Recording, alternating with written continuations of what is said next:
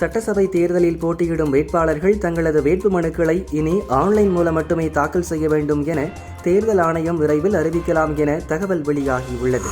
Israel பார்லிமென்டில் பிரதமர் மோடிக்கு அந்நாட்டு சபாநாயகர் உயரிய விருதை அளித்து கௌரவித்தார். இதன் மூலம் இஸ்ரேல் மற்றும் பாலஸ்தீன நாடுகளின் உயரிய விருதுகளை பெற்ற ஒரே உலக தலைவர் பிரதமர் மோடி என்பது குறிப்பிடத்தக்கது. ஹமாஸ் பயங்கரவாத தாக்குதல் கண்டனத்துக்குரியது. அப்பாவி மக்கள் மீது நடத்தப்படும் எந்த தீவிரவாத தாக்குதலையும் மன்னிக்க முடியாது. பாலஸ்தீன பிரச்சினைக்கு தீர்வு காண்பது முக்கியம் என இஸ்ரேல் பார்லியில் பிரதமர் மோடி உரையாற்றினார். பிரதமர் மோடி கட்டி அணைப்பதே ஒரு தனித்துவமானதாக இருக்கும்.